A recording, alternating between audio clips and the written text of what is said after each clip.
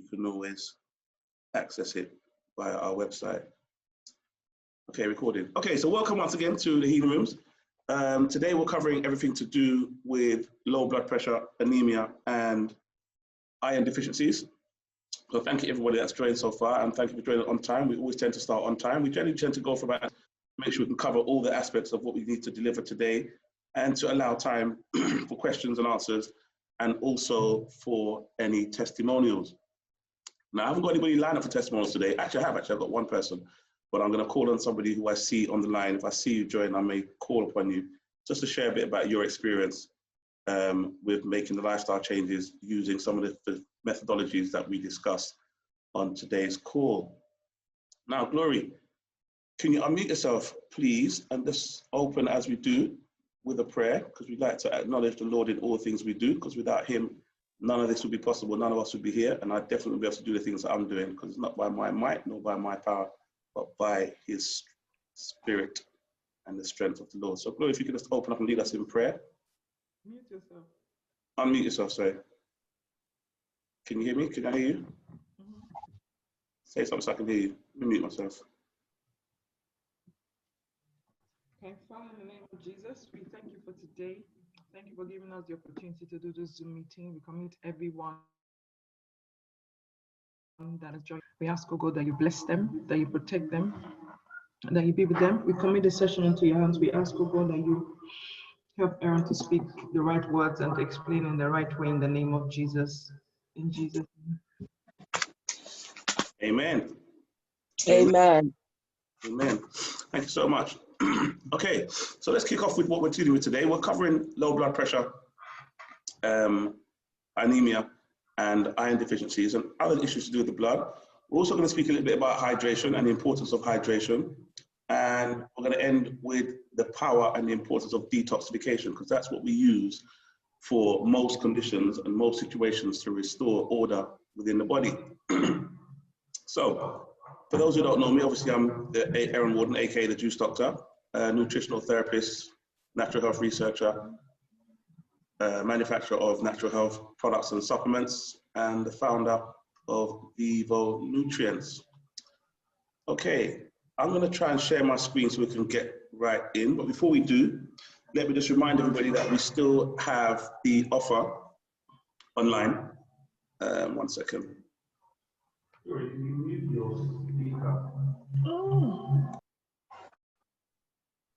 Yeah, we still have the offer online for those.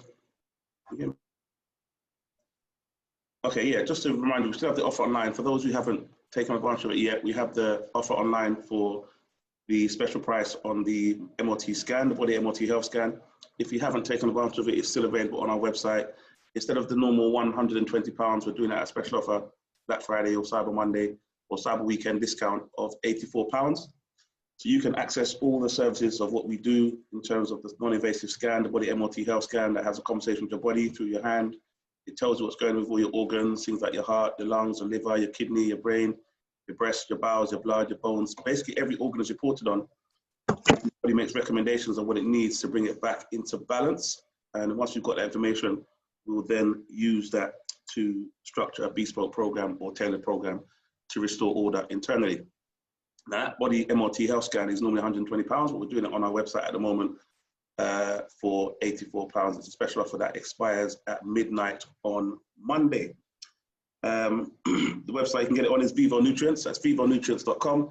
Just log onto it and type in body MOT or body MOT health scan, and it will come up pretty much straight away. Also, our Telegram group, if you haven't joined our Telegram group already, where we share a lot of our cutting edge solutions, any new innovations we have, we share them first and foremost on the Telegram group. If you haven't got the Telegram app on your phone, download it from your Play Store, to search for Telegram, and then once you're on there, search for the Healing Rooms, Cutting Edge Natural Health, and you'll find us, and you can join or request to join. Or anybody that you know that's on there already, ask them to send you a link to join. It's an invite only, members only group, but we only cover things to do with health. Okay, so we're covering low blood pressure, anemia, and deficiency, along with hydration and detox today. We're going to try and whiz through the slides. I've got a simple presentation to try and make these areas as simple and easy to digest as possible. We're going to try and keep it, free from jargon and, non-complex, so you can understand and be able to take away information and address some of these concerns if you're having them yourself. Okay, let me share my screen. I see someone's going to see the screen once I do. Okay.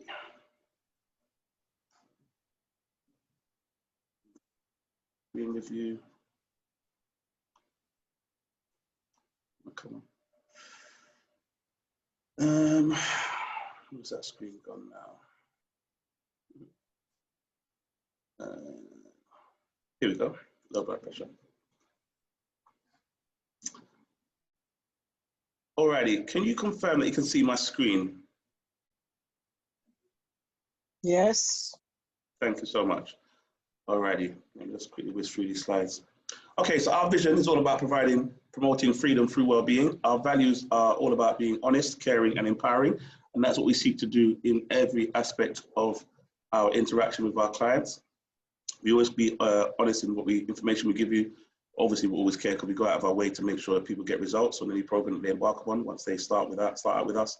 And we always tend to empower. We always seek to empower you with the information and the knowledge and the tools that we provide. And these type of webinars are all about giving you the information so you can be empowered with the right knowledge to know what needs to be done if you're faced with any of these situations and you may not have access to other help or resources that are readily available otherwise.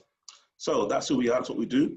Today we're talking about low blood pressure and anemia. Let's jump right in and share what you need to know about low blood pressure. We're going to start talking about what they are, what they do, how they affect you, the type of things you can do to prevent them, and obviously natural ways that you can treat and reverse them. So let's start with talking about what it is. What is low blood pressure? Let me move this out to the other side. Okay, low blood pressure,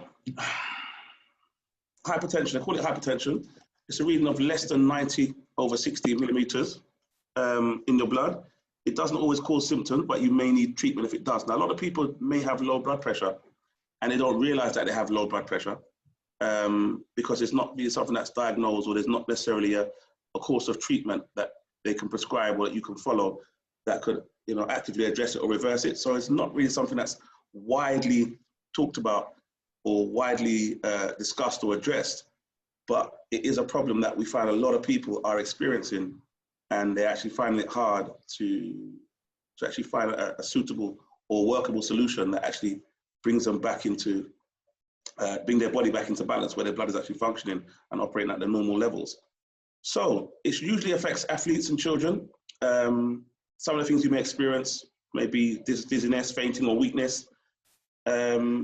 Sometimes if you have extremely low blood pressure, you may find that you have cold hands or cold feet. These are some of the symptoms of low blood pressure. Other key symptoms or signs of symptoms of low blood pressure are things like dizziness or lightheadedness. If you find you're feeling quite dizzy often, or you're feeling a bit lightheaded, these could be signs that you're experiencing low blood pressure. You may feel like fainting or feel a bit faint. You just feel, unstable on your feet all of a sudden. Again, these are signs of low blood pressure. If you're having blurred vision, if your eyes all of a sudden you can't really see properly, or things are starting to be becoming very fuzzy or blurred in front of your face, these are signs of low blood pressure. Your heartbeats may become more noticeable. This is a result of your heart trying to push more blood around the body and working a little bit harder. Confusion. You may feel a bit confused, you may feel tired, and you may even feel a bit nauseous, a bit sick within yourself. These are all some classic symptoms of low. Okay, let's look at some causes of low blood pressure. Old age, yeah, sometimes that may be a key contributor to low blood pressure if you're starting to get old. But again, we specialize in taking people on that journey of reversing age. So you actually anti-age. The more you work with us, the more you gain knowledge, the more you have the tools and the information to actually anti-age your body and bring you back into the days of your youth. So old age is one that if you do nothing, then naturally you will age.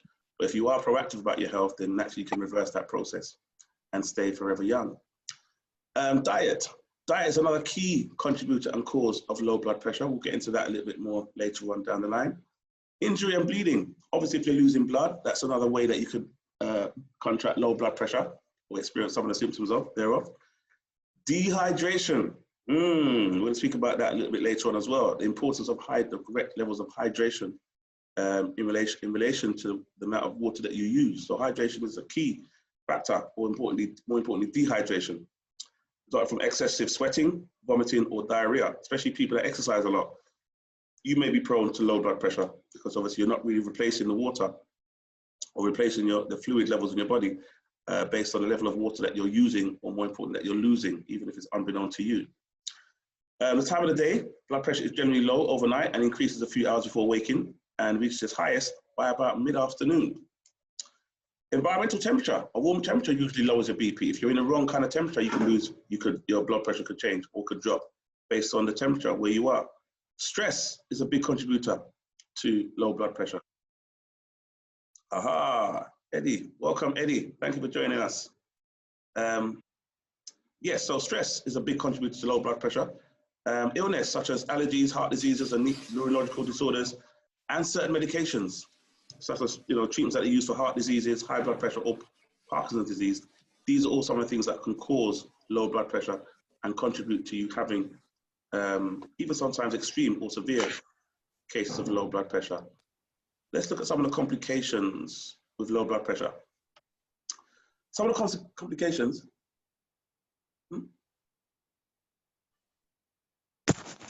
Back a bit. Oh, okay, let me go back again. Just making sure, got my producer here, making sure that I'm staying on track with everything I'm doing. Just bear with me 1 second.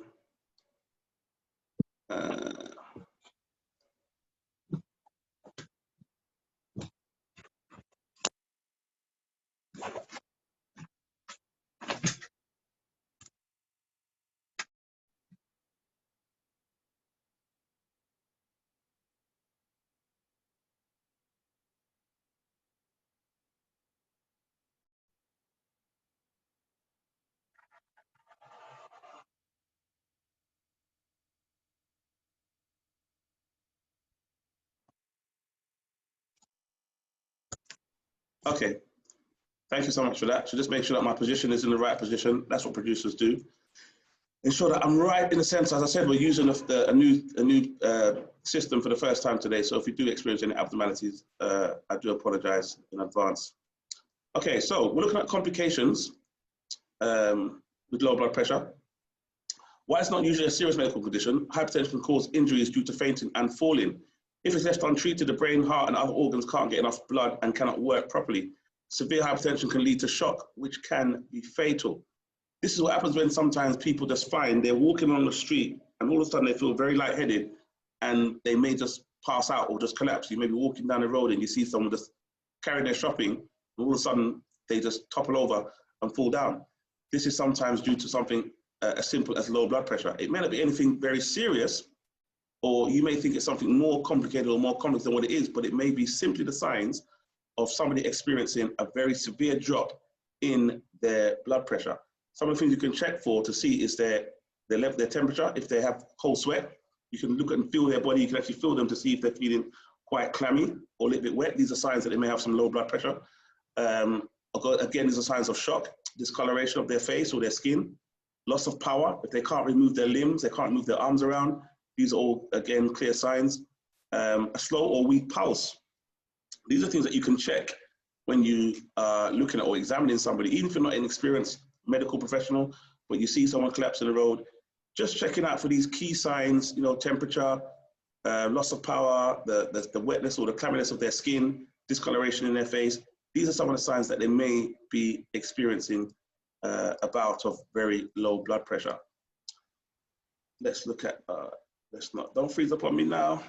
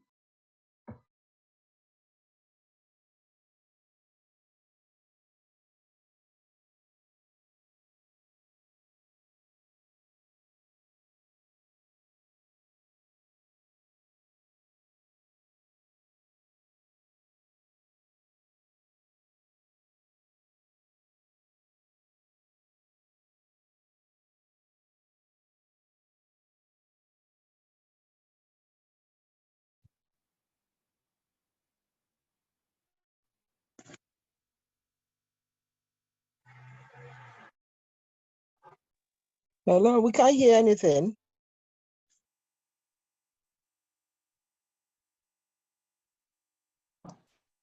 Am I muted all this time?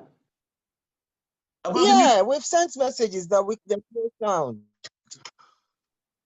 I'm so sorry about that. All this time I've been muted. I just went through 3 slides. Thank you so much for that, Mercy. I told you we're using a new system today, so I apologize in advance for any abnormalities. Oh, that's shame. Oh, that's really bad. I'm so sorry about that. Come on, producer. Okay, so where was I? Anyway, I don't think you missed much, but let's quickly go. I'll quickly recap on the slides. Sorry about that. So sorry, Mercy. Thanks for highlighting that. We covered the symptoms, we covered the causes, we covered your complications, and seeing people, if they're walking on the street and they may, somebody may collapse in front of you, they're carrying their shopping, and all of a sudden they drop down. These are classic signs of somebody encountering or experiencing low blood pressure, having their blood pressure drop very suddenly and it stays quite low. So if you find someone just collapsing in the street, one of the reasons for this may well be that their blood pressure is very low. And one of the ways you can confirm this is if you examine them, you'll see that they may have cold sweat, they may have clammy and maybe slightly cold or wet skin. You may notice some discoloration in their face, or also they may have irregular breathing or shallow breathing. These are all signs that somebody may be suffering with extremely low blood pressure. We also looked at some ways of counteracting that, i.e. make sure you keep yourself very hydrated. We looked at how you can use compression socks. We looked at rising up slowly, getting up slowly, and raising your head last. So if you get up from a sitting position, raise your head at the last minute. So the last thing you do is raise your head. So if you get your body up, don't get your head up first and then raise the body, because the blood may not have reached that level. It may not have reached those extremities, i.e. your toes and your head. So sometimes when you're getting up, it's important that you rise up slowly, get your body up first and then your head last. So that way you're giving your body the chance for the heart to pump blood all around, especially to the brain, so that when you're there, you don't feel lightheaded, you don't feel dizzy, you get up and you just want to topple over. So these are some of the things that you can do to prevent having negative effects of low blood pressure, because sometimes people have low blood pressure and they don't know they have low blood pressure until they try and do something that requires the blood to move from one extreme or one part of the body to the other very quickly. And that's when they may discover that their blood pressure is quite low. And then I'll just give you an encounter of when I had a very serious encounter with low blood pressure. Actually, no, first, before I went to that, we were talking about salt. Let me quickly go back to that one. We talked about salt. Yeah, treatments for low blood pressure.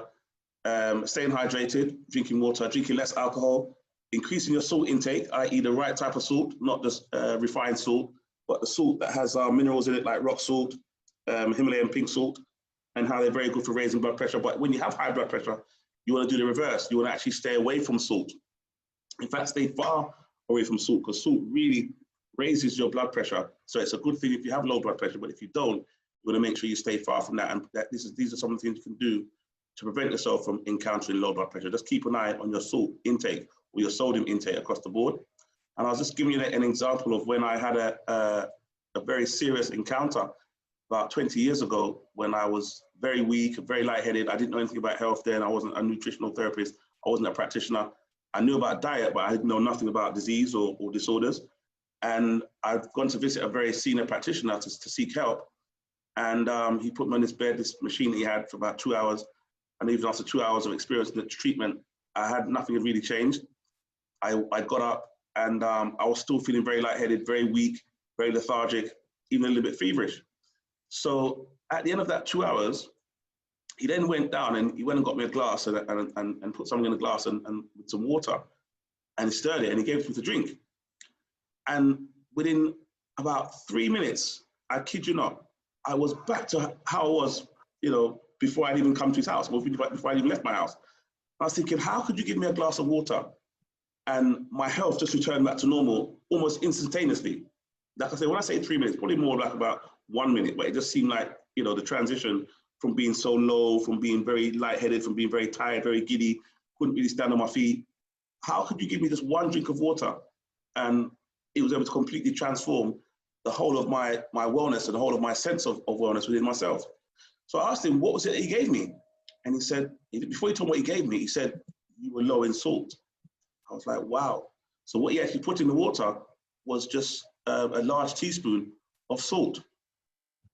So that really stayed with me, and I realized how important it is to make sure you have the right levels of salt in your body, and more importantly in your blood, because your blood requires salt for a lot of functions, and in particular keeping your blood pressure regulated at the right rate. So salt is a very important element to use if you're experiencing low blood pressure, and if you maybe see someone who's very struggling and very, very weak. Sometimes the things that you can use is simple as, you know, a glass of water with a little bit of salt in it. And sometimes these help just to balance out the levels of sodium within the blood. Okay, so we talked about wearing compression. Got 2 people waiting. Producer. Okay. Wearing compression socks, getting up slowly after being sitting down, avoiding standing for long periods of time, sit up and breathe deeply for a few minutes before getting out of bed. So don't just jump out of your bed and, you know, get up like you're some spring chicken. Unless you've been taking lots of minerals, you're taking our products, then maybe you're in a position to do that. But if you haven't, then try and make sure when you get out of your bed, you get out nice and slowly, and just, you know, embrace the day in a gentle format. Now, let's look at some foods to avoid to keep your blood pressure in balance. Now, these are some foods that we've listed here that you can avoid before going to sleep, because eating late at night is a big no-no, especially for keeping your blood pressure in the right zone, in the right balance zone, both high blood pressure and low blood pressure. So staying clear of things like pizza, things like alcohol, sugary cereals, spicy foods, green tea, ketchup, tomato ketchup, chocolate, hot sauce, fatty foods like burgers. These foods all cause you problems and put a lot of strain on your blood to actually absorb them and to digest them. So these things could also have a negative impact on your blood pressure, especially when you're trying to keep it in the right zone. Then we've got some foods that you can use to help bring your blood pressure, just keep your blood pressure in the right zone, because it's not just about having high blood pressure or low blood pressure. It's about maintaining an equilibrium, maintaining homeostasis across the board. So you've got some foods here that are very good at helping you to maintain blood pressure. You've got things like rosemary, which helps to stimulate the nervous system and improves the circulation. And it's one of the products that we have in our brain juice. Rosemary is a very good product for maintaining good flow of blood throughout the body, and especially to the brain. Basil is another herb. It's another very good aromatic herb. Now, we always recommend using aromatic herbs because you've got your greens, you've got your kale, you've got your celery, you've got your cucumbers, etc. But then you've got your aromatic herbs, things like basil, things like thyme, things like coriander, things like parsley. If you imagine when you put these foods into your dish, into your meal or into your cooking, you're cooking a nice, lovely dish and you add some thyme into that dish, it's going to completely transform the flavor of that dish. If you imagine when you're making a dish and you add some bay leaves to that dish, these again are aromatic herbs. When you add a little bit of bay leaves, again, it completely transforms the flavor of that dish. Same when you put a bit of coriander, basil, any of these aromatic herbs, they're very poignant to taste and they have a very strong effect on any kind of dish or any kind of meal that you add them to. So when you imagine putting these same aromatic herbs into your blood, in their raw state, they have a similar effect on really transforming and positively impacting the condition of your blood, because they're very rich in antioxidants, they're very rich in minerals and nutrients. So when you're making your green juices, always try to incorporate some form of aromatic herbs, because they're very, very profound at changing and transforming their blood in a positive way. So these are some of the foods that we look at and the things that we can use to increase and improve our low blood pressure, our low blood pressure status, but also to help us to manage blood pressure on the whole. Now, obviously, big factor that impacts blood pressure, both high and low, is obviously your stress levels. So making sure if you're eating the right foods and you're getting the right amount of sleep, you're getting the right amount of rest, these are all things that are going to positively impact your blood pressure in general. So there's quite a few factors that we've covered today in terms of looking at low blood pressure. It's something that we're seeing more and more increasingly among clients, especially among younger clients, because it's a thing that affects mainly women and young people between the ages of 18 and say 49. So if you fall between that age bracket, then this is something that you may be subject to. So you've got to make sure that you're keeping yourself abreast of the things that could impact or that could cause you to fall into that category of people that suffers with low blood pressure. And if you don't know, that you're suffering with low blood pressure. Some of the things that we've spoken about today, some of the symptoms that we described today, could be things that you're experiencing, and these are ways that you could identify them and know the right interventions to do in order to bring your body back into balance. So we've looked at some of the causes, we've looked at what it is, we've looked at some of the treatments, and we've also looked at some of the ways that you can prevent it. And obviously, lastly, we always bring things back around to diet and look at some of the foods that we can incorporate to bring our blood pressure back into the green zone. So obviously, if you've got low blood pressure, you want to look at things like salt, you want to look at things like greens, you want to look at things like basil, you want to look at things like the aromatic herbs, you want to make sure you've got enough hydration, and just make sure, you know, even things like raisins. Raisins are very good in bringing your blood pressure back up to the normal level. And, you know, just make sure you have a wide spectrum of choices that you can use rather than just relying on medication. In fact, there isn't any medication. There is no medication for low blood pressure. And that's another factor that you need to take into consideration. Because they don't really see it as a major disease, it's not necessarily going to cause you a heart attack, it's not necessarily going to lead to a stroke. They don't really prescribe that many medications or, you know, medical interventions for people suffering with low blood pressure. But it doesn't mean because there's no medication that people aren't going through it, but just that those who are going through it, there's nothing out there really for them apart from, you know, them doing their own research or having exposure to talks like this. So this is why we decided to cover low blood pressure in today's webinar. Okay, so let's move on now to anemia. Now, we know a lot of people are suffering with anemia. We had a lot of cases of people with different forms of anemia. I know a lot of women are experiencing anemia in different forms, or in one form or another. Anemia is something that a lot of our community, they suffer with, especially in the Black community, partly obviously because a lot of people suffer with sickle cell, or they have the trait, or they have some relation within their family who is carrying the trait. And again, there's nothing that is available for sufferers of sickle cell or sufferers of anemia. I mean, apart from the regular thing they say, you know, give them some iron. But there are other ways that you can look at addressing anemia. But the first thing you need to do before you can start addressing it is understanding what it is and how it comes about. So these are some of the things we're going to cover before we move on to hydration. We're going to cover a little bit about anemia, how you contract it, what are the causes, what are the things that you can do to prevent it, and how you can reverse it, more importantly. Okay, so let's start off with what is anemia. We'll get some hydration first. Talking about hydration. I hope you guys are drinking today. I don't want anybody sitting on this call and you haven't got a glass of water with you. We always encourage people to make sure they keep their hydration levels nice and high, especially during the day. And those people always ask me, you know, what do you eat? What do you eat? And I always say, when I start my day, I never start with having food in the morning. That's the worst thing you can ever have, breakfast. Always try and start with some level of hydration. Again, linked to keeping your body back in balance. How I start my day, I always tend to start my day with drinking at least 2 liters of water between the time I wake up and time left for the office. So if I wake up at 7 or I wake up at 8, between 8 and 11, I must have got in, or between 8 and 10, I must have got in at least 2 liters. If I don't get in 2 liters and I'm in the office by 10, then as soon as I get to the office, I'm going to drink that extra 500 mils or whatever it may take to get my levels back up.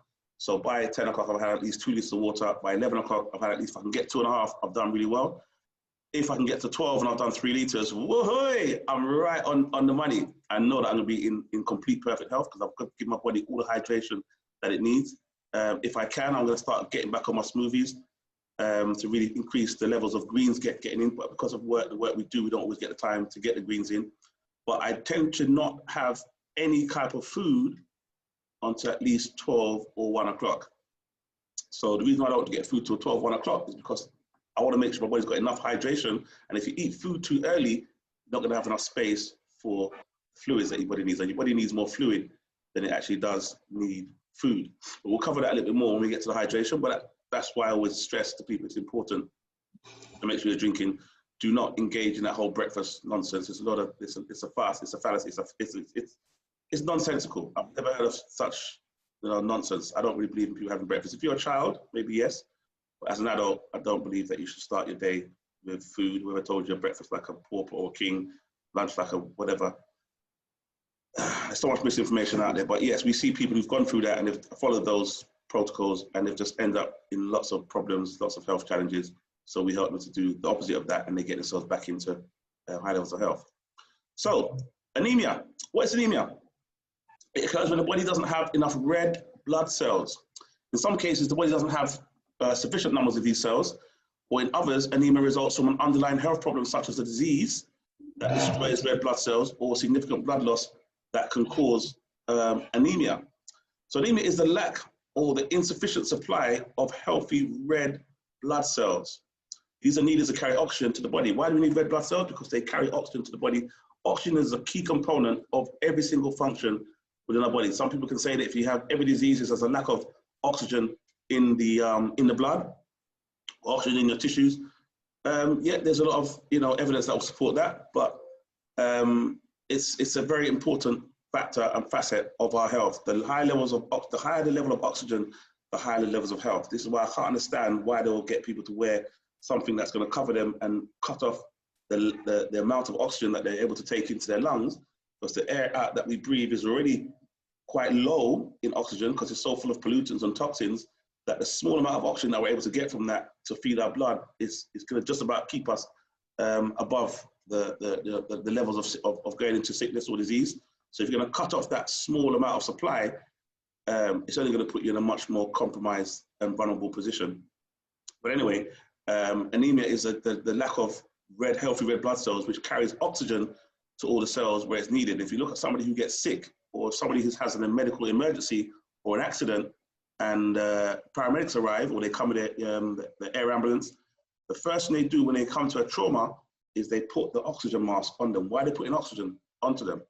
Because they know that whatever state, once it's got oxygen, it's got the ability to regenerate. So whatever tissue damage have it suffered, as long as they've got oxygen, the body can still function. Even if someone's bleeding to death, it's not so much the blood that they're losing, but it's the capacity to hold oxygen in the body that is causing them to die, because the oxygen levels in their blood start to drop. So anemia is the lack of oxygen, the lack of red blood cells, and the reason why it's red blood cells important is because they carry oxygen.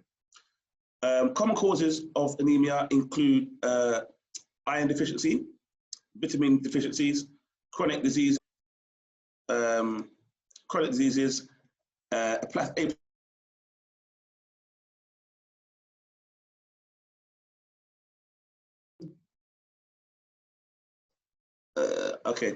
marrow disease, where people have things like sickle cell. These again are linked to bone marrow. If your bones, that's where a lot of your blood is produced. It's produced in the bone marrow. Hemolytic anemia, sickle cell anemia. These are different types or causes of anemia.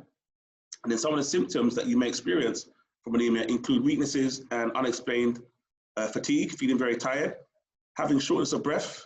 Why are you feeling shortness of breath? Because you've got a lack of oxygen in your blood. Dizziness, again, feeling lightheaded. If you haven't got enough oxygen going to the brain, this is going to have a significant impact on your function and your ability to stay alert and be cognitive. Headaches, cold hands or feet. These are some of the other symptoms. Having chest pains, yellowish skin or pale skin, and difficulty concentrating or even comprehending. Because when you're having difficulty comprehending, it's to do with your brain's ability to function. People have a lot of brain fog. When you're having brain fog, again, it's because of the lack of oxygen. And where people suffer with these type of symptoms, these are obviously clearly some of the signs that they're experiencing either low levels of red blood cells, low levels of iron, or low levels of oxygen. Now, they're not always inextricably linked, but they all have an impact on each other. So let's look at some main causes. What are some of the main causes of anemia? Loss of blood, which is what they classify as hemorrhaging. Loss of blood, lack of production of red blood cells, or the greater speed of the destruction of red blood cells. Now, how do we destroy our red blood cells? We destroy our red blood cells often by what we eat, by what we take into our body. Alcohol destroys red blood cells because it causes the blood cells to dilate. When the cells dilate, they're not going to have enough space for oxygen. That's going to cause that cell to start to mutate and start to die down. A lot of things that we put in our bodies, it tends to starve the body of oxygen, and then it eventually starts to destroy the body's ability to reproduce healthy blood cells. So things like excessive bleeding will cause anemia. Having iron deficiency will cause anemia. Having a B12 deficiency, now this is where we have foliate, will cause anemia. I'll come back to that in a second, a little bit more as well. Poor diet, chronic diseases will cause anemia. Liver disease, now people don't realize how much of an impact the liver has on your body's ability to produce healthy red blood cells. Kidney disease, same again with the kidney. Infections, intestinal disorders, thyroid disease, pregnancy.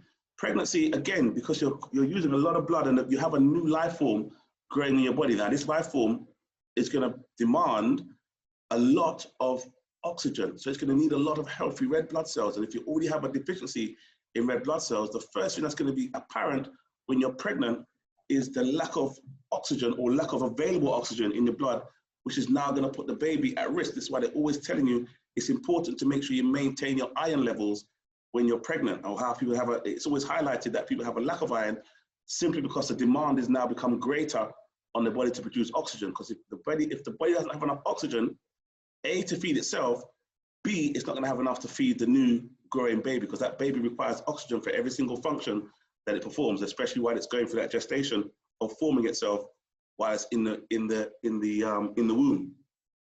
Then you have things like autoimmunity. Now, that's a term I don't really agree with, autoimmunity. If they say you have an autoimmune, what is autoimmune?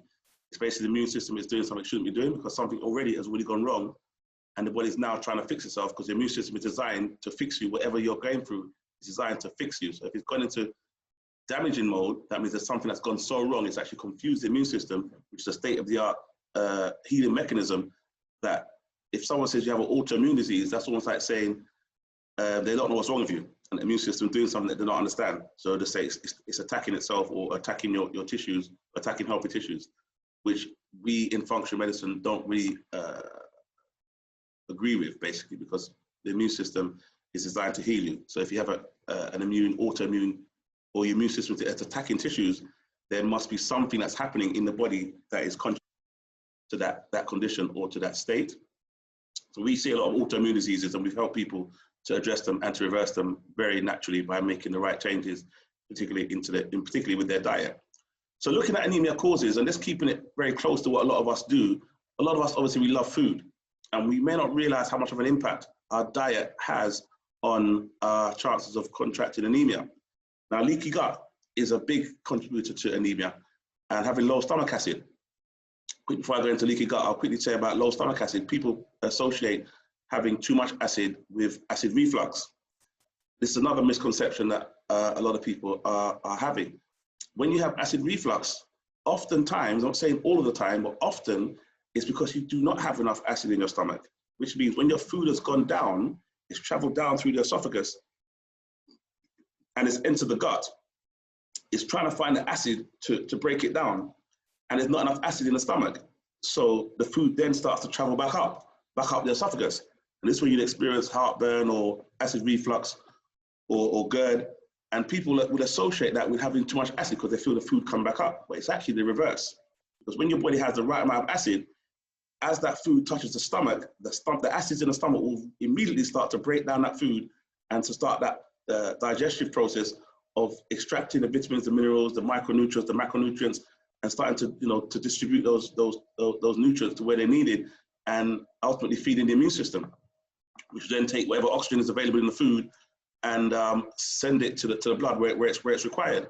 So that's an issue that I want people to I want to dispel that myth that having acid reflux doesn't always mean you've got too much acid, but oftentimes you've got not enough. So you may want to look at how can I get some more hydrochloric acid, getting some healthy acid, gut acid into my stomach. So there are a lot of supplements that provide healthy stomach acid to improve that digestive process.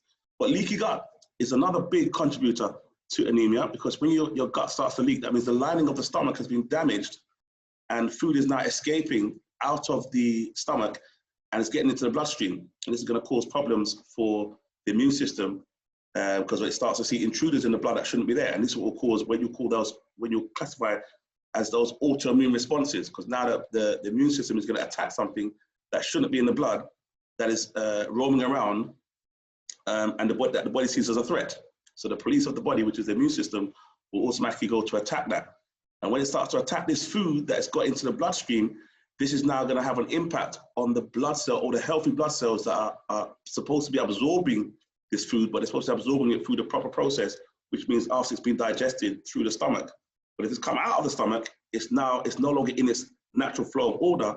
So now it's going to cause a problem for the healthy cells that are now having to be interfered with or contending with these foreign objects in the body that will be impacting or damaging the healthy cells that as they go about their daily business.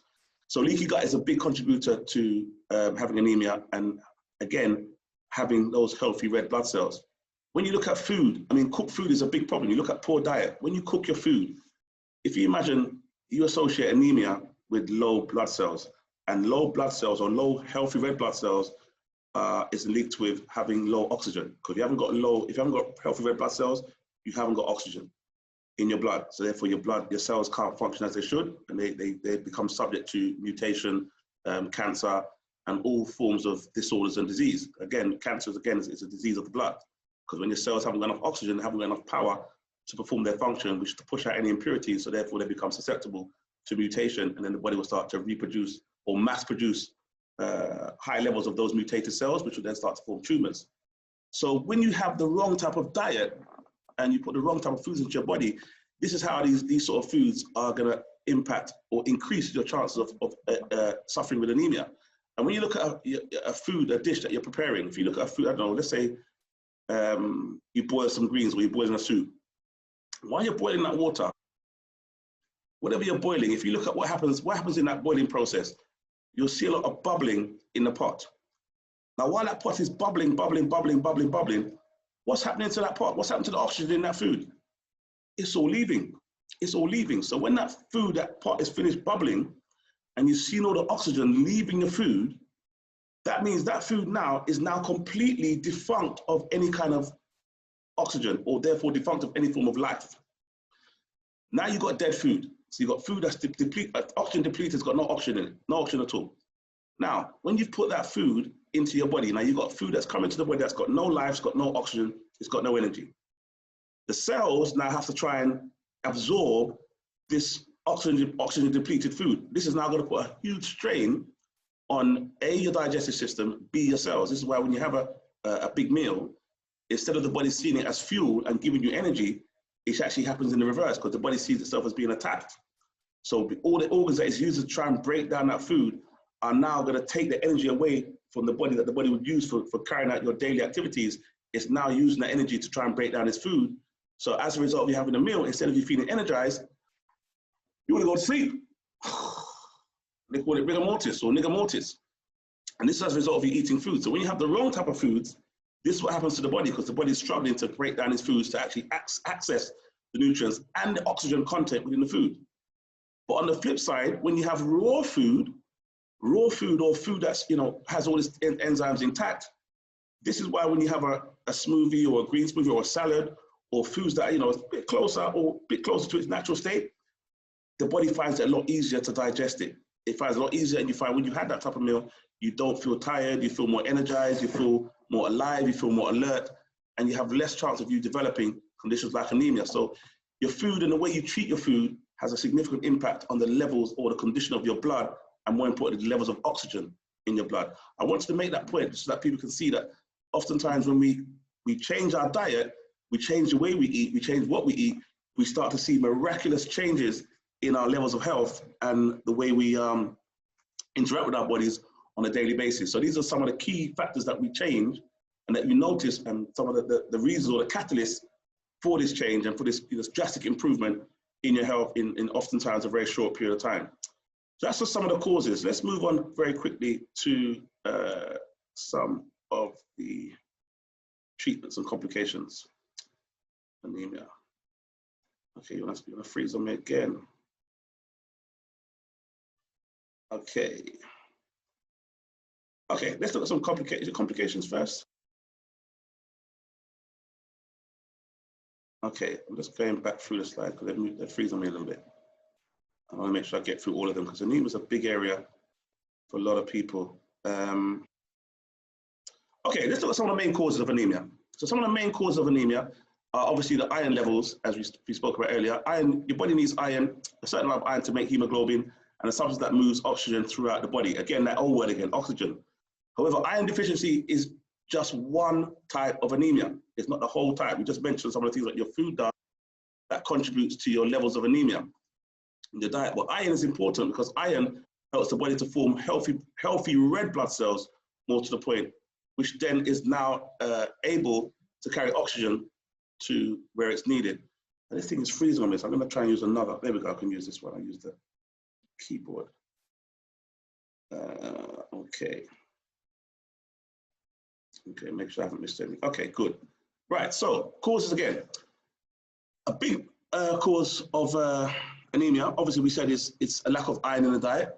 For a lot of women, heavy menstruation, because if you're losing a lot of blood, obviously you're losing a lot of healthy red blood cells, and you're losing a lot of vitamins and minerals that are needed to keep your blood cells very healthy. A lack of folate or B12 in the diet.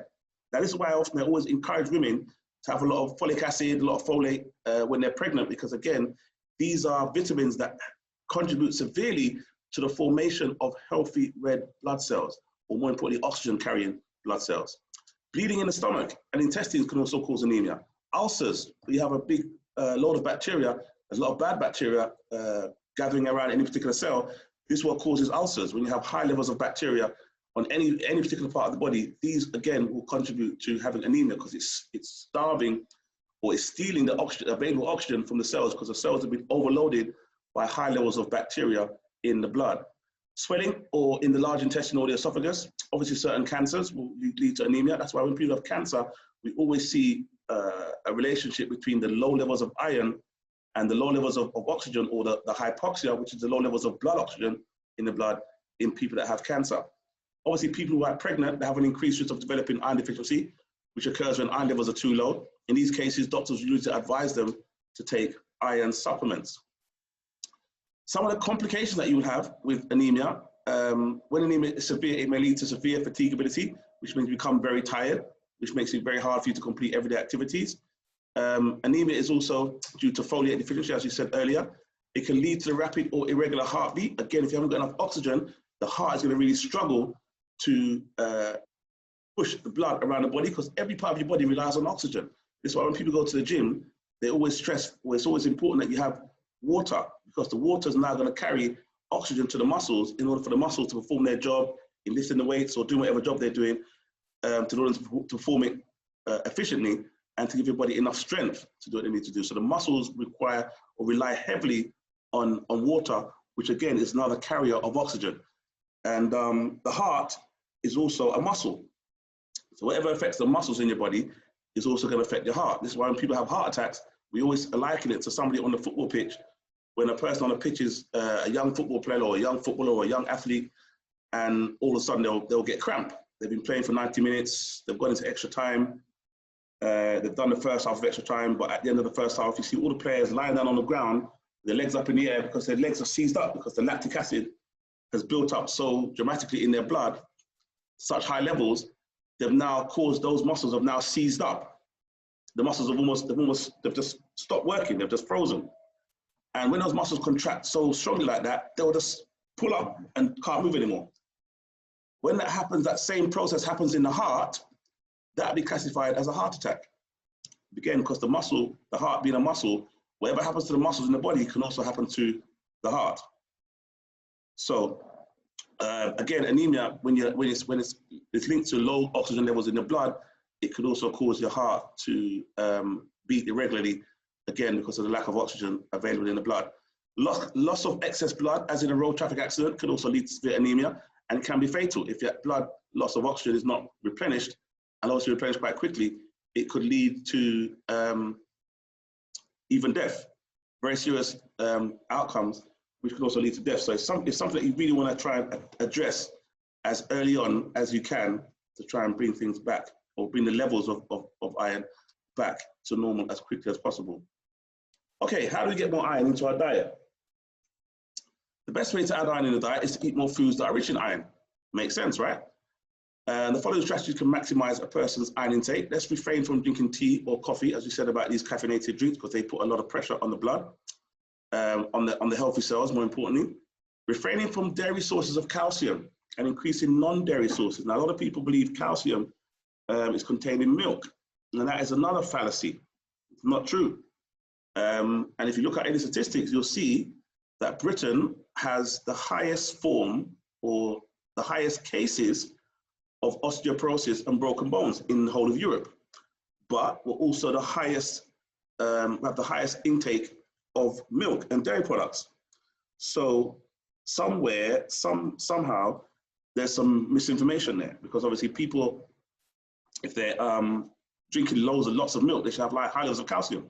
But clearly, there's something not quite right there.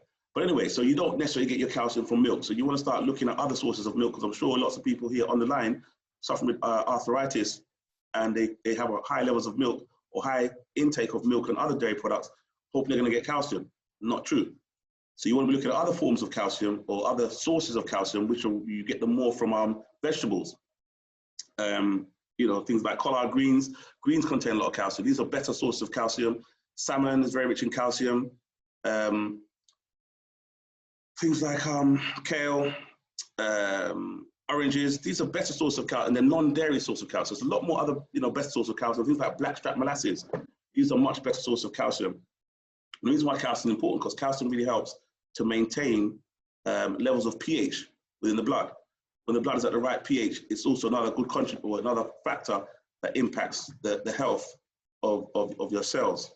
If your blood is too acidic, it's going to have an impact on the body's ability to produce healthy cells. Again, this allows disease to start form. I'm sure you've heard, different experts who talk about the impact of having, or the importance of having a good pH, and how most diseases can't survive when your body has a high pH level. And calcium is one of the things that the body uses to pull into the blood when the blood gets too acidic. So it's important to have the right levels of calcium within your blood at any given time.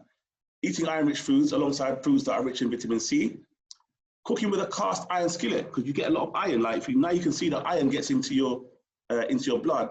Whatever you cook your food or prepare your food in is also going to have a significant impact on the state of your blood, because whatever that device is made up of, when you heat it up and you mix it with your food, the elements within that pot or that pan or whatever you're using are also going to be mixed up within the food that you take in or you ingest, and they're going to show up in your blood. So make sure you're eating from the right type of pots that are conducive to increasing your health.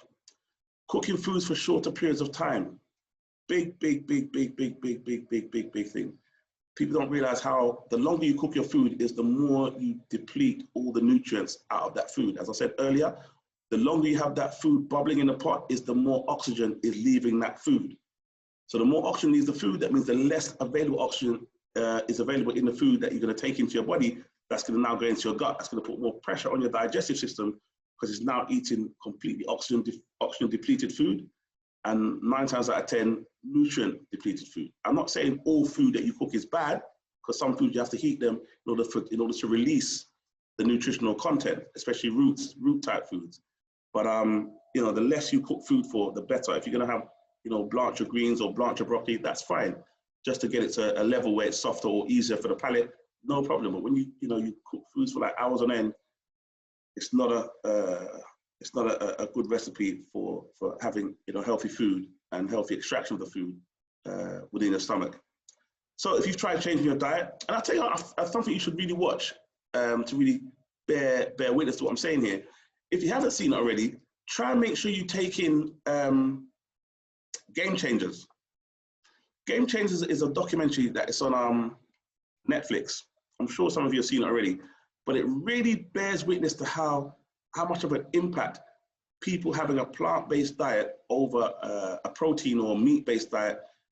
High-level athletes and performers were able to achieve much greater levels of athletic performance while observing a plant-based diet.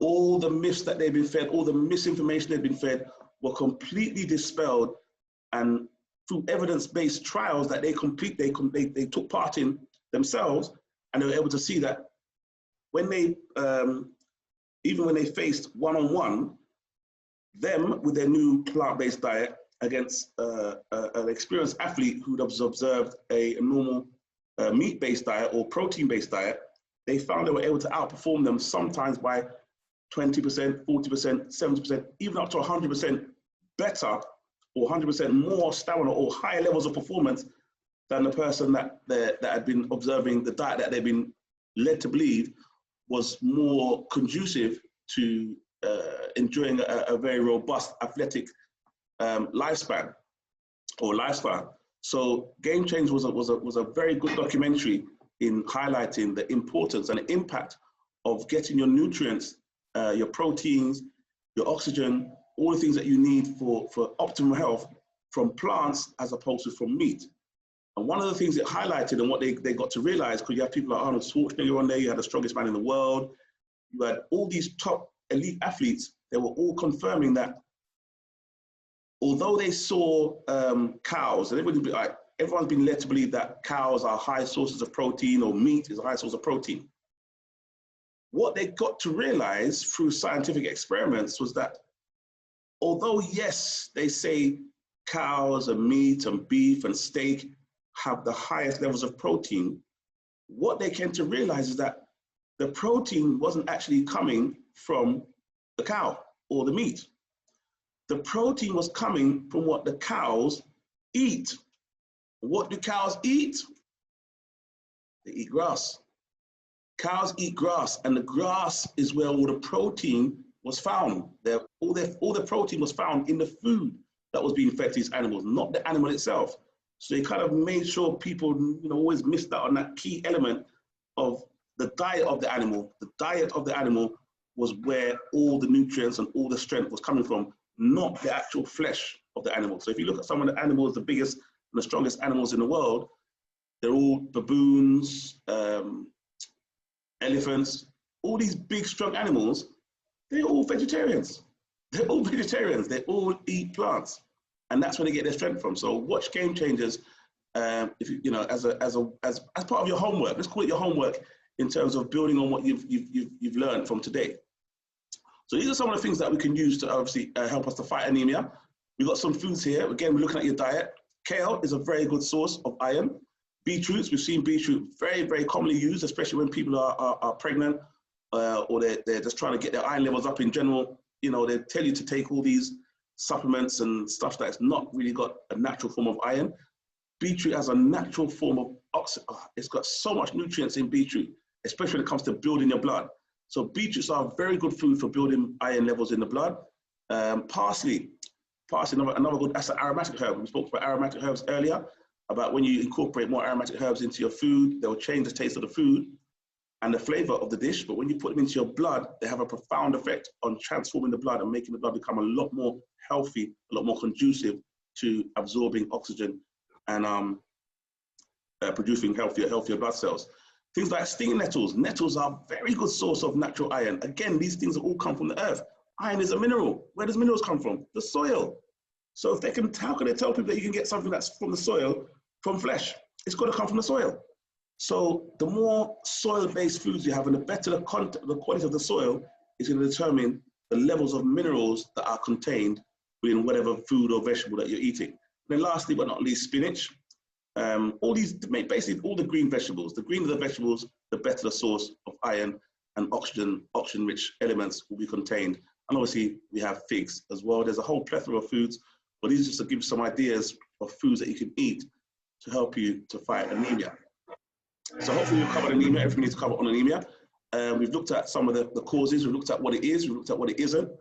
We've looked at some of the things you can do to prevent it, i.e. making the dietary changes. We've looked at some of the things that you can use to stop damaging your blood cells or damaging your body from producing healthy blood cells by looking at the diet, looking at what you eat, looking at the way you prepare your food. These things all impact the levels of oxygen available in your blood or in your cells. We've also looked at some ways that we can treat or reverse anemia, but using nature's finest ingredients and tools that are readily available. I mean, if you've got an allotment, try and grow some of these foods in your allotment.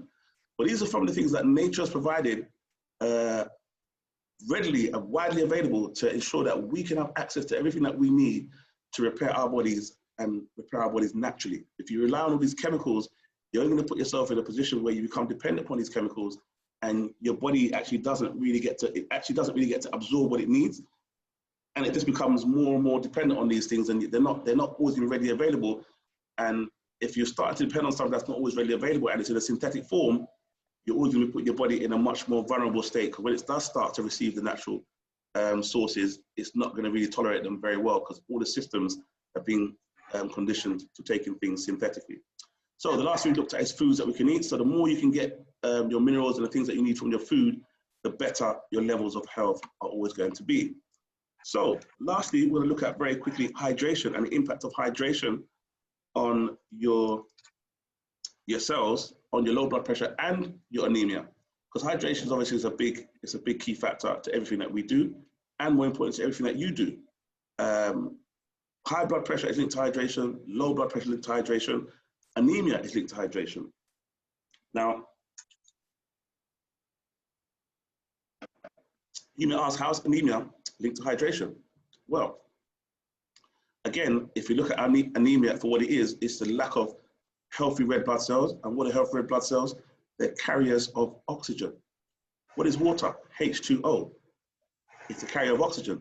This is why when you have an exam, they always encourage you to have a bottle of water in the exam hall with you. Why do you want to have a bottle of water in the exam hall? Because you're going to have that constant flow of oxygen going to your brain.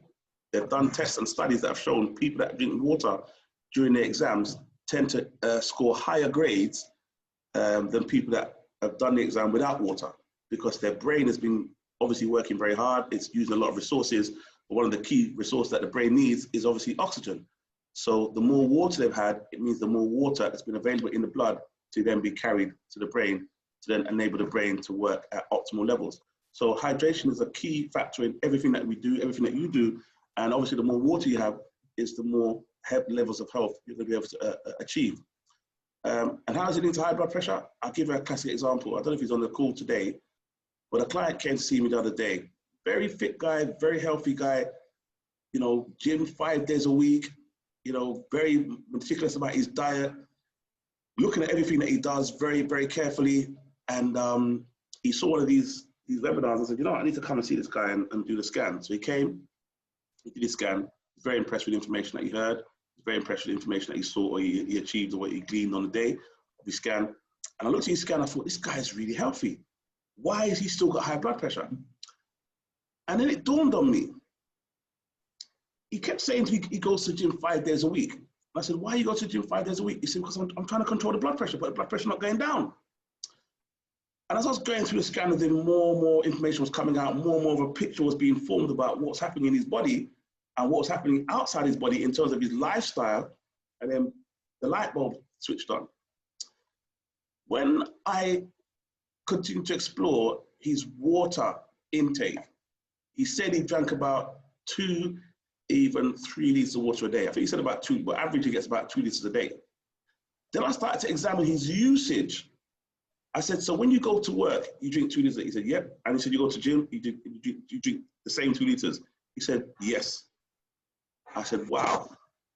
If you go to work every day and you drink 2 liters of water, that's perfect for your age and your size. If you're not speaking to anybody, you've got no friends on Facebook, you're just, you know, having a very sedentary lifestyle, sitting in your desk, doing your work and going home. 2 liters will just about get you by.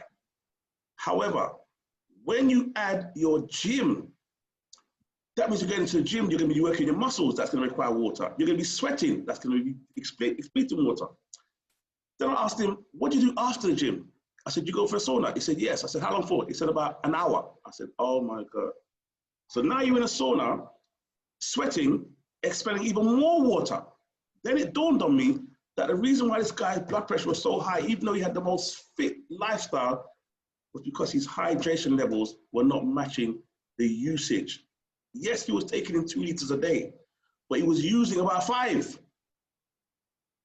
He was using about 5 liters of water a day, because by the time you factor in the water he's going to expend while he's in the gym, while he's working out, while he's sweating, then he's going to expend more water while he's in the steam room sweating again. And he never increased the water. He only stepped to the same 2 liters. I said, right, you're going on the program. So we put in the program. And I think by the time he's just started last week, by the time we do our next webinar, which I think will be in a couple of weeks' time, we'll get him on and you'll come and give his testimony. I guarantee his blood pressure will be normalized and remain so. just by increased dehydration, because hydration is a key factor to all aspects of your health, low blood pressure and high blood pressure. So if you're one of those people that has a very busy lifestyle, don't just think that because you drink whatever the recommended amount of water is for your height or your size, that's sufficient. Again, that's another misconception, another misinformation that's been put out there on the internet. I don't know whether it's Jamie Oliver or whoever brought that out, but whoever said drink 2 liters of water or 8 cups of water for women and 6 cups if you're a man, or 6 cups if you're a woman or man, whatever way they put it, nonsense. Your water intake needs to match your water usage. Simple as that. Your water intake needs to match your water usage. You can't use 5 liters of water in your daily activities, but you only drink 2 liters and think, right, I'm ticking a box. It has to be an equilibrium. You must match your water intake with the amount of water you use.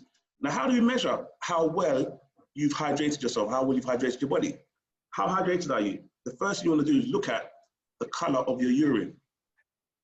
Your urine will always give you an indication as to the level of liquid or fluid that's in your body, because everything has to pass through your kidney. And once your kidney has done all its work in terms of removing the impurities, it's going to pass out the waste, and any excess will show, or any excess water will show when you go to urinate.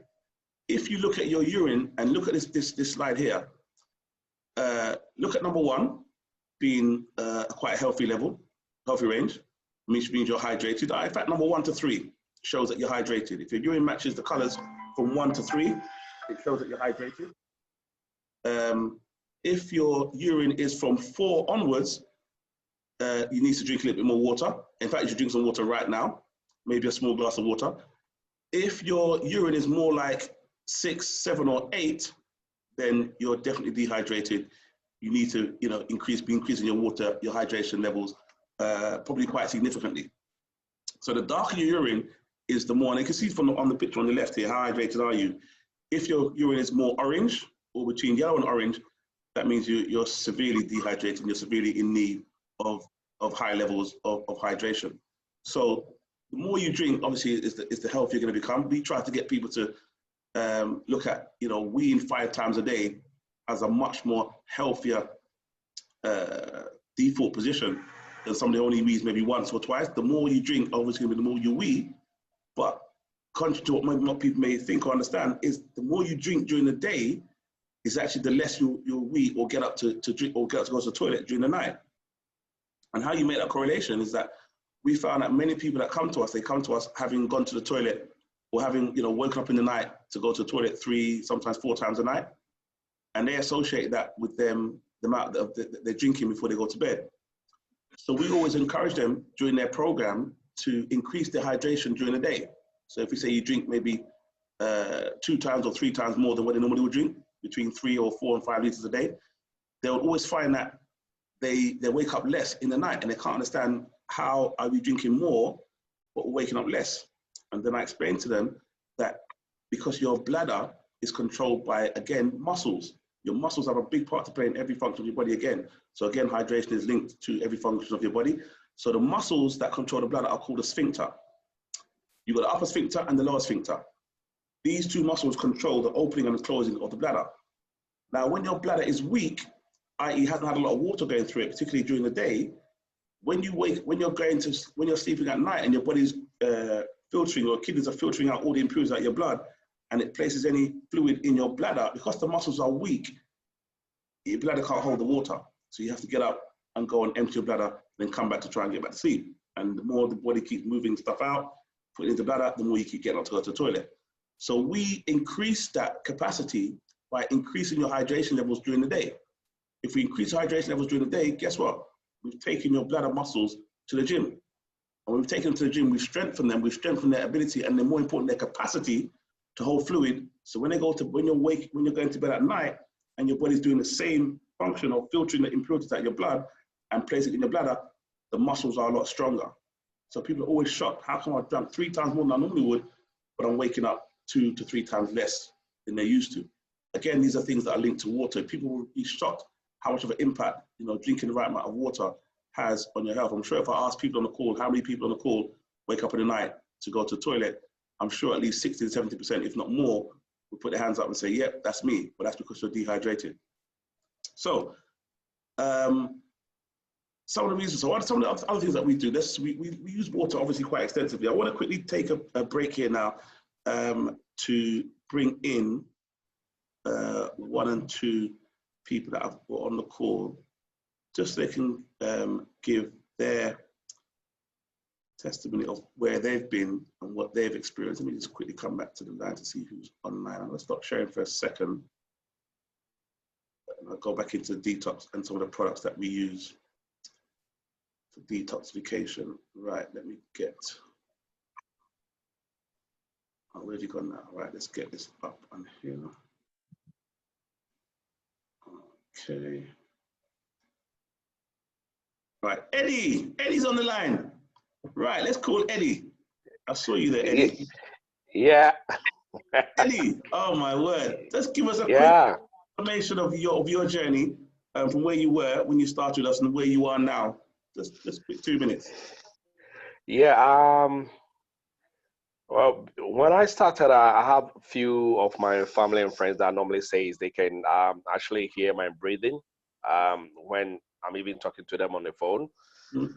And when I started, it was a bit difficult. But then along the way, I could hear from my own family saying, "Well, we don't hear that breathing anymore." Okay. And I started experiencing a very sound sleep. Mm-hmm. And I started getting my energy back because I used to be very weak. I couldn't even make a fist. Wow. You know, trying to, I couldn't do it. But then I realized after the second week, mm-hmm. I started gaining my strength back. And also the aches.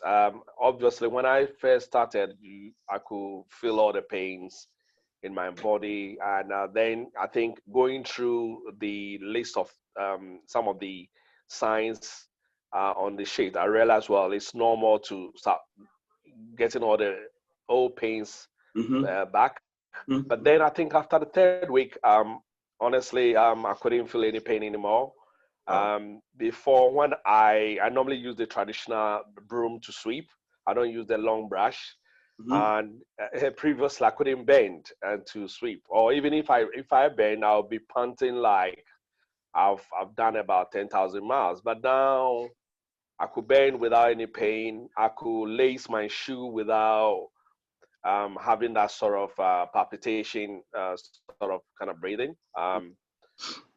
So all those signs are actually gone. I don't feel that anymore, and my confidence is also back. Also, I used to have these pot belly. Mm-hmm. I mean, severe one. And when I first visited you, you actually saw it. Yeah. Now, after following the whole course, the belly is gone down. I'm still. I mean, it's not totally gone, but it's. Mm-hmm. I'm getting there. Yeah, I'm getting there. So obviously that's it. Oh, fantastic. And how much weight did you actually lose, Eddie? I don't know if you weighed yourself. I know men don't weigh. Oh yeah. I remember back in October when I first started, I was weighing around 92 kilos. Honestly, I never knew I was that heavy because mm-hmm. I was even scared to stand on the scale. But after currently, I'll say I weigh about 87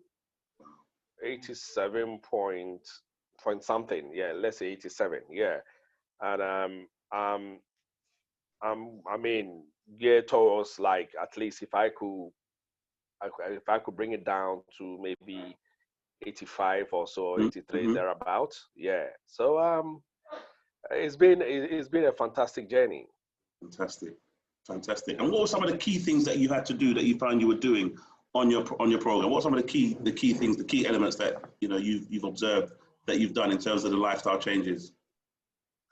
Yeah, honestly, I had this habit of like previously I wake up, fry my egg, and I'm addicted to tea. Mm-hmm. And I never knew I could come off tea.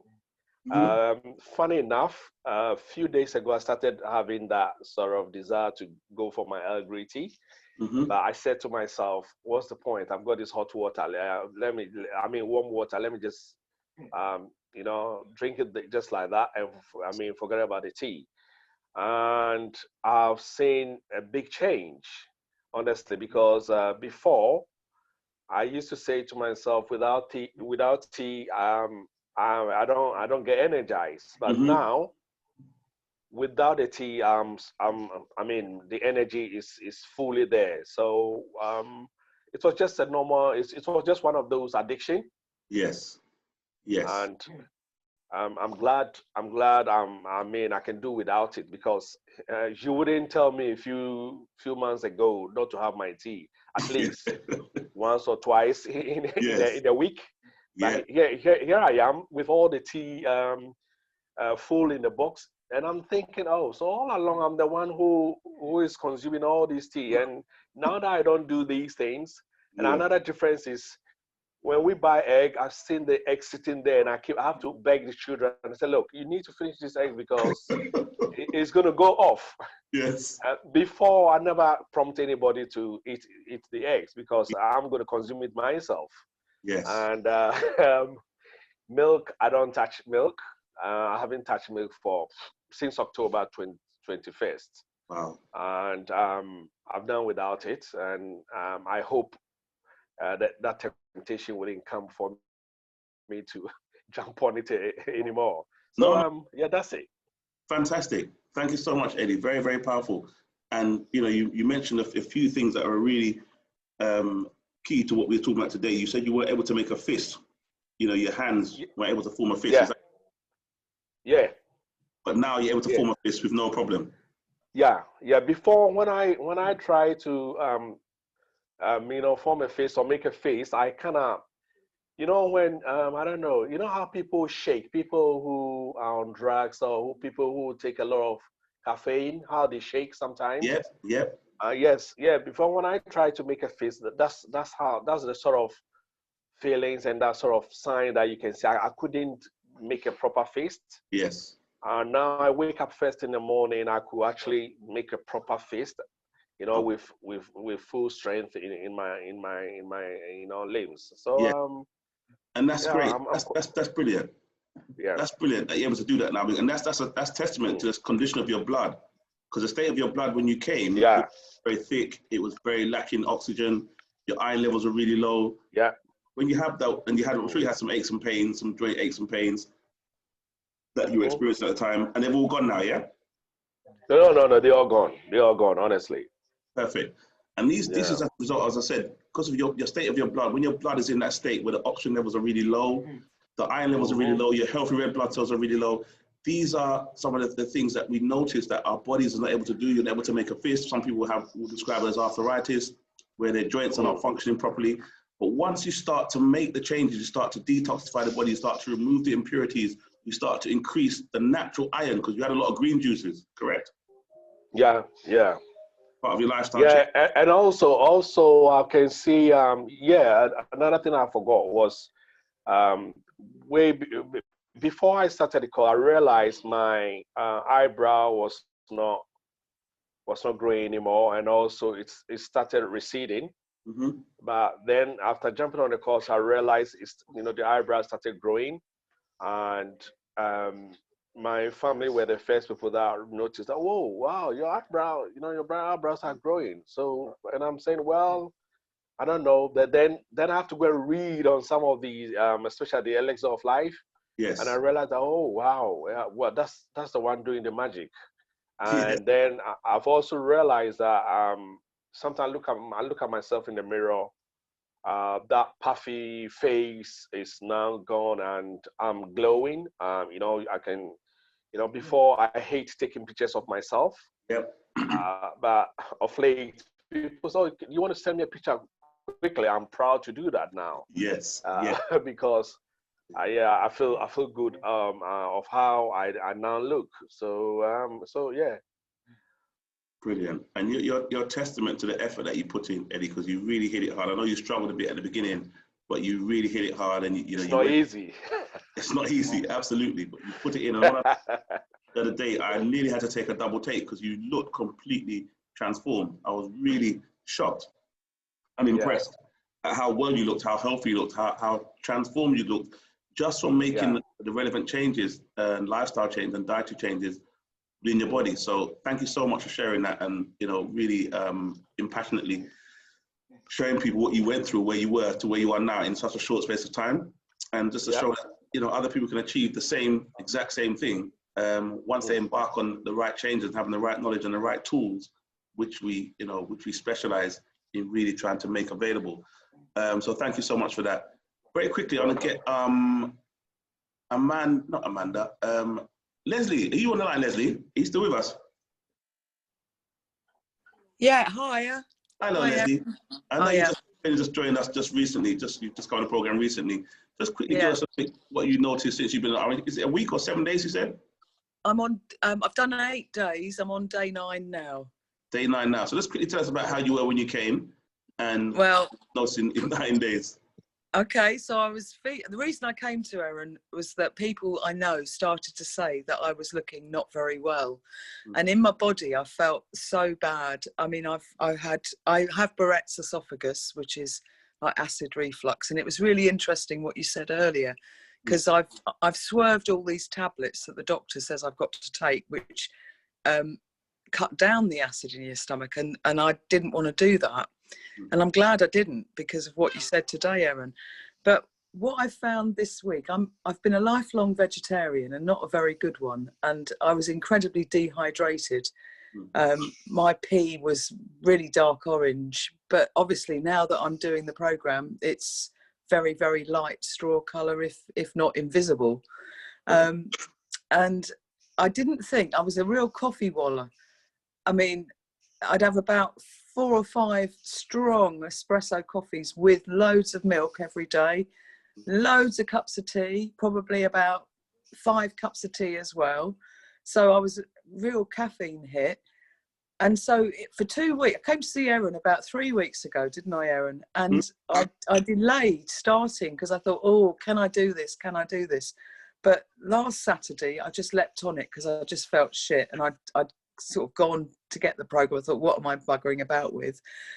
So I started it, and to start with, it was really difficult. The taste of the stuff, oh my God, it was like you couldn't even hold your nose to get it down.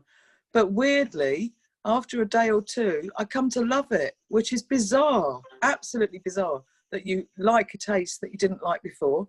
Yes. Immediately stopped all the coffee, stopped all the tea. I don't even want it. In fact, I think about drinking a cup of coffee now, and I think, oh, I don't know if I could. Do you know? The thought of that. Weirdly, I used to love cheese. I can't even think about eating cheese. And as for chocolate, which I was a real addict for, the thought of that just turns my stomach. It's bizarre. And in this 8 days, I weighed myself this morning after I spoke to you, Erin. I've actually lost 4 kilos, which is incredible. And that's just in 8 days. And I can see my skin feels better. My daughter says my hair looks more healthy. Yes. Bizarrely. I don't know why it would, but she says it does. Yeah. And actually, although I've had quite a few nights where my legs, I had a problem with my legs that I couldn't really move them. I didn't have much energy in them. And I've had and a couple of nights of all that, really quite badly. But last night, no pain at all. And actually, when I sit and think about how I feel, I do feel more energized. I'm not leaping about the place yet, but I'm only on day 9, so I figure by the time I've done a month, I should be raring to go. You will be. I must say, you look really a lot brighter already. I mean, just in that 8 days, you look a lot better. I do feel it. Healthy, a lot more radiant. Yeah. And, wow, the fact your daughter said your hair, that's very interesting that you've said that just after 8 days. I know. Maybe it's the elixir, I think, maybe on that. Do you think? Yeah, you're absolutely right. I mean, you're absolutely right. And thank you so much for sharing that, Leslie. It's really, it's really good when you see people achieving such good results in such a short space of time. And, the fact that you said you had the program weeks ago and you only decided to take the leap last Saturday. And I know. 8 days on, you're thinking, oh my God, what was I waiting for? Why did that take so long? Exactly. You'd be finished by now.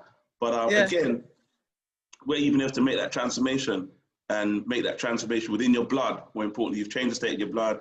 I mean, we did say to you that when you have, when you start to detox, a lot of the old ailments that you may have experienced may come to the surface, i.e. if you had any old aches and pains, they may well return while your body's actually in that repair mode, but it will repair them, but it will repair them permanently. So hence your leg pain, your leg came, and you may get it for about 2 or 3 days, but just continue taking the products because they are transforming, they're working on you from the inside, and you'll find that the pain is gone. So his pain's gone now from your legs. Yeah. Is that right? Absolutely.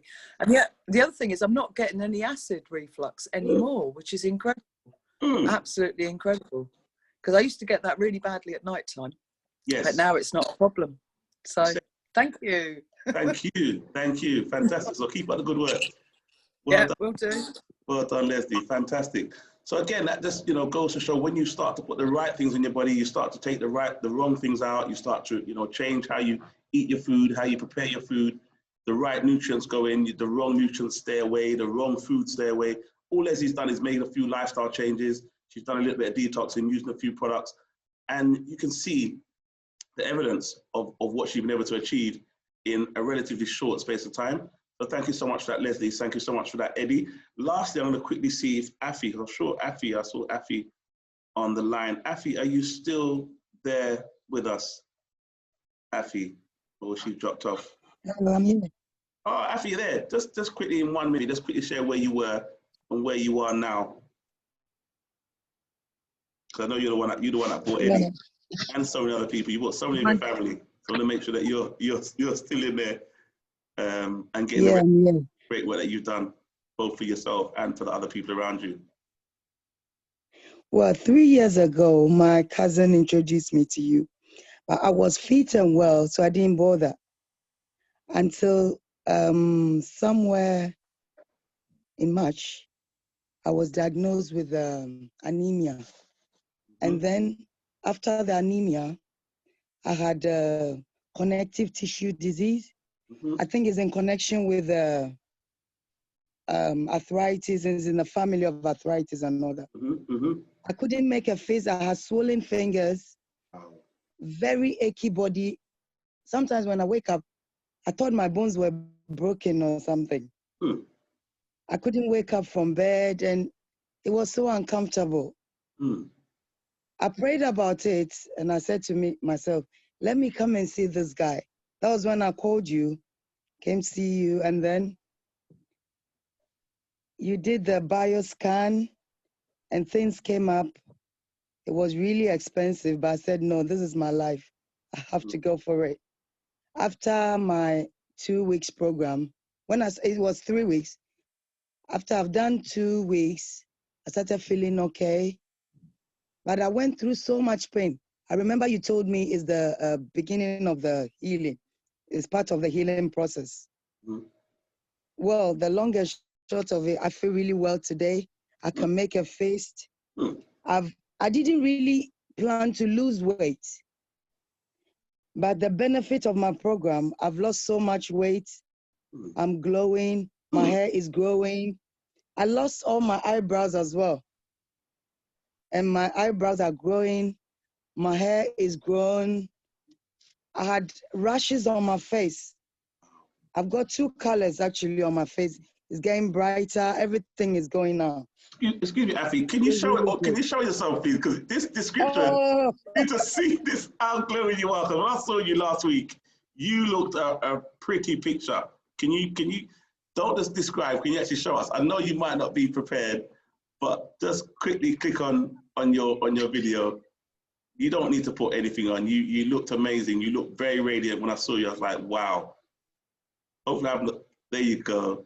There you go. There you go. Can you see me? Yeah, we can. Yeah, I had black patches all over my face. But it's all gone now, and my eyebrows, can you see? Yes. Wow. It's gone now. I never had eyebrows for years now. You had to draw them on before. You had to draw them on.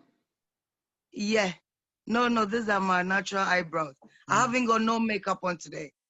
Wow. Yeah. And I've lost like 2 stones. Wow. Wow. Yeah, I've lost 2 stones now. Amazing. Oh, I can make a fist. look at that. I couldn't make a fist before. They were all swollen. Swollen. Yes. Yeah, I had swollen fingers when I came. Wow. Thank you so much, Afi. Amazing, amazing, amazing. Sorry that we put it on you like that, but it's just important for people to hear and to see, because obviously you know how you were, when you came, and you know the levels of restrictions or restriction of movement you had, not to mention the aches and pains that you were experiencing, and for you to It was really bad. Really bad. I remember you said, I really felt for you. I thought, you know what, we need to make sure that you've got all the tools that you need to really get your body back where it needs to be. And, by the grace of God, you've managed to turn a corner and make that transition. And, now you're a living, walking, talking testimony, which is powerful. Yeah. Very, very powerful. So thank you so much for sharing that. I didn't even send you the information about today. So Mercy, thank you, Mercy, for sharing that with Eddie and Afi, and getting them both on to share their story. And hope Victoria is on. Victoria. Gregoria. Oh, wow. Gregoria. No way. Let's quickly get her on quickly. Gregoria, where are you? Hiya. Oh, wow. Come on in, Gregoria. Let's quickly get your testimony so we can move on. Wow, Mercy's got a whole crew. When I came to you, I think it's a month now. I was so upset with myself for coming in the first place. I was just talking about it, very negative about it, because I didn't see why I have to put myself in such a torture and a torment. I wasn't a water drinking person. I can go 3 weeks, a month without drinking water. So it was not really about the medication, but it was a drinking of water that was too difficult for me to drink. I remember I called you one weekend and I said, I can't do it. Yes. I just can't do it. You did. But you used the scriptures to encourage me. You motivated me, and I said, let me just give it a try. So I just tried my best, and I finished the program. I'm yet to see you on Wednesday. Yes. And I could see my skin is glowing. I'm becoming lighter even now. Wow. My fingernails, I was losing confidence with my nails because I just couldn't go out or without any false nails. I wouldn't want anybody to see my nails. I was always clutching my fingers. I didn't want anybody to see. But even my toenails, I was telling Messi that my toenails are even overgrown, that I can't even control it. I've lost 5 kilos at the moment, and my husband is even saying, oh, he's finding even difficult to accept me, because he says he's like he's married to a completely different person. So it's like he's dating a younger person. He's married to a younger person. Wow. So he has even started. Oh, wow. He bought some of the things. He's also started just trying to get himself into it before he comes to see you. So I think it's really, really helped us. I'm really pleased I came, and I'm looking forward to seeing you again next week. Yes. It is really, now I can drink water. Now I drink my smoothies. Now I drink, I've always been a salad person, a vegetable person. I've always thought that I'm living healthier, so I didn't even see the essence of just coming to put myself through all this. But it really made me realize that, because my wee was really the last one. I mean, it was really, really orange. I knew I was dehydrated, but it was too difficult for me to drink water. Too difficult. But now it's just, it's almost colorless, because I'm drinking a lot. Yes. I'm drinking the smoothies. I'm doing the detox with the lemon and stuff. So it has really, really helped me, and I'm really pleased about it. Yeah. Fantastic. Brilliant. I didn't even know you were on the call. Thank you so much. Thank you so much for sharing that, and for being so candid and so honest as well. Make sure you're booking for your pedicure to get those toenails. Oh yeah, definitely. I'll be the first to go after the second. Once the lockdown opens. But thank you so much for that, Gregoria. We look forward to seeing you on Wednesday. All right. We'll get you ready, and we'll do a review to make sure you get ready to move on to the next stage of your program. But going back once again to Afi. Afi, I didn't even realize. I forgot that you were anemic and that you had anemia. And these are some of the things that, again, that they just get addressed naturally without even realizing. But once you start to target the body with the right tools and the right food and the right nutrition, everything starts to come back into order pretty much by itself. So I'm really grateful that you shared and reminded us that you actually were anemic. Again, these are signs that the oxygen levels in your blood are low, the iron levels in your blood were low. Again, the fact you weren't able to make a fist, just like Eddie, because your blood, the condition of your blood was lacking oxygen, you're very what they call hypoxic, which means because your cells, they're not moving, they're not flowing freely, you can't move your limbs the way you'd like to move. There's a lot of restriction because of the lack of oxygen in your blood, the lack of healthy red blood cells in your blood. So when you start to nourish those cells, you start to hydrate those cells, you start to increase the oxygen in those cells, i.e. via the diet, the lifestyle changes, the detoxification, you found that your cells were able to start functioning properly, they were properly nourished, they were forming healthy red blood cells, which are now able to carry the right amount of oxygen, which was enabling your limbs and your fingers, more importantly, to move as a unit and move freely and be able to form that fist in the same way that Eddie was able to form a fist. And again, these are signs that your anemia was being reversed just by the simple changes and lifestyle changes that you made, doing the things that you're doing on the program and throughout your actual lifestyle change. So I'm really pleased that you highlighted that again, so that people can see that you can address anemia using natural means and natural resources, and particularly using your diet. Okay, so now we've kind of come to the end of the allotted time for today's webinar. We did say we'll do it in 90 minutes. We've kind of gone over that a little bit. So I'm going to have to cut the last part of the presentation, which we'll revisit on another edition. We are going to do a webinar talking purely about solutions in a couple of weeks, where we'll look at more of the products that we have. You can see the contact details on the screen because we do have the promotion running at the moment. If you haven't already booked your scan, make sure you take advantage of the special offer we have at the moment on the website during the Cyber Weekend. It ends tomorrow at midnight. The scan is normally £120.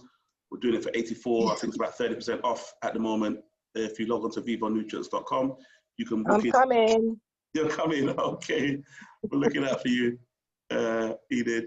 You can book it online and get your scan done. That's the beginning of the journey, where we get to find out exactly what's going on internally with all your organs, and then we can prescribe a program that's going to be bespoke and tailored to address your particular situation. And then lastly, obviously, with regards to the Telegram group, make sure you try and join our Telegram group so you can have access to all the information, the tidbits, different health tips that we have, different solutions, different innovations, and testimonies that people share. Even this video of today will be shared in the Telegram group. So make sure that you've downloaded Telegram and search for the healing rooms. Okay, so that said, any quick questions, any quick fire questions before we wrap up? Sorry we've gone over time a little bit, and thank you so much for staying with us for the whole 90 minutes. How long is the promotion? The promotion is going to end tomorrow. It's been running since last week, since last Monday. We had it for the whole Cyber Weekend, or Cyber Week, and the Monday from last Monday till this Monday. It will end tomorrow at midnight on Monday the 30th. All right then. Okay. Any other questions before we wrap up? You can unmute yourself and quickly ask any questions. You need to ask any burning questions before we wrap up. As I said, the video is going to be uploaded very soon. It'll be up on YouTube. So on our YouTube channel, you can see all the contact details there. You need to get in touch with us. You've got the email, edward.vivonutrients@gmail.com. You've got the website, vivonutrients.com. You've got our Instagram, the same name. You've got our YouTube website, which is youtube.com, vivonutrients.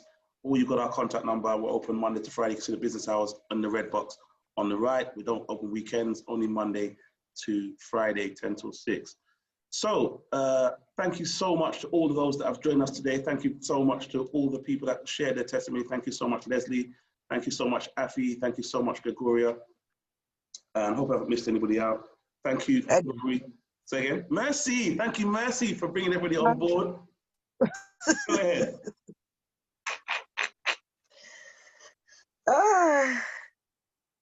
Anybody else? Have I missed anybody? Hope I haven't missed anybody. Eddie, don't thank Eddie. Thank you so much, Eddie, again, for being so candid, with your testimonies as well, guys, because it's really empowering and really encouraging for people to hear people's stories and where they were and where they are now, to show that you haven't got to, resign yourself to a life of, medication or pain, suffering. There are alternatives available. There are natural alternatives available, things that you do and that you can make to impact your health very positively, and you'll be able to see the results in a relatively short period of time.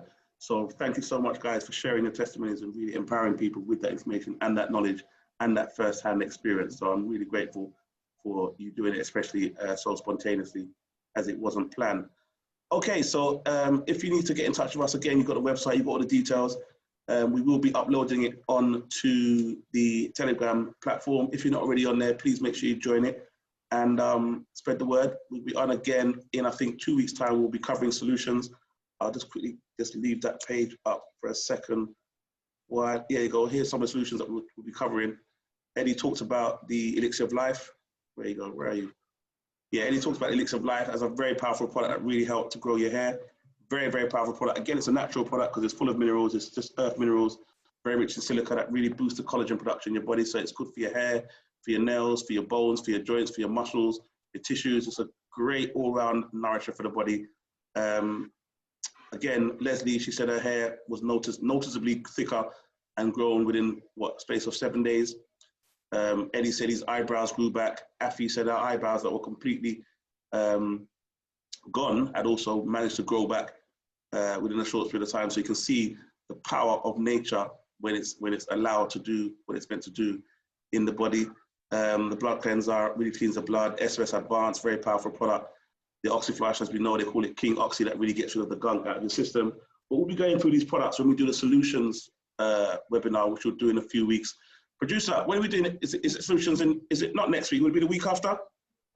Week after. So tune in 2 weeks' time, not next Sunday, but the Sunday after. We'll be covering the solutions. We'll go through all the solutions, the different combos we have, the different combinations, the different weight loss programs, the different things we use for blood pressure, for diabetes, for hair regrowth, for bone problems, for joint problems, for blood issues. We'll be covering all those solutions in the different ways that we address them, again, using only natural products and natural means. So with that said, thank you once again to everyone that's joined.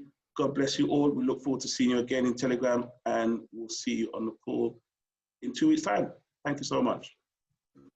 Bye. Bye-bye. Thank you so much. God bless you. God bless you too. Thank you. Bye. Bye. Thank you very much. You're most welcome. Thank you so much. Bye, everyone. Bye all. Bye. Leslie. Thank you. Highly blessed, Aaron. Oh, thank you, Dave. Thanks for joining. Thanks, Wumi.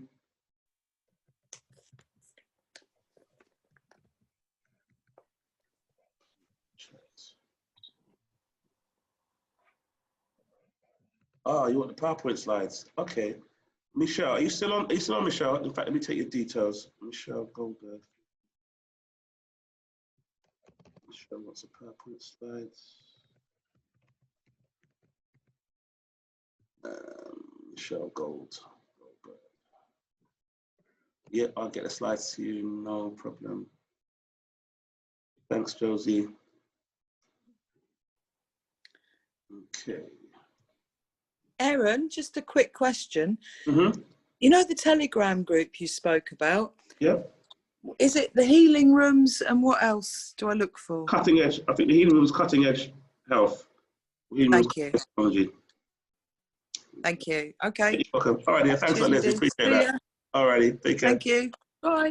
Bye-bye. Aaron, can I come and see you for a scan? Pauline, of course you can. Let me know when you want to come. Let's book in. But if I book at the low price now, would you Yeah. hold that price on until I come whenever? Yeah, you want normally a month. It's normally valid for a month. I should have said that, actually. It's normally valid for 1 month, but I'll hold it for you till you're ready. Okay, I'll call you later, yeah? All right, yeah. Thanks a lot, Pauline. Both of us will come. Okay, wonderful. I look forward to that. Yeah, all right then. All right, yeah. Thanks. Take care. Bye. Bye. Bye.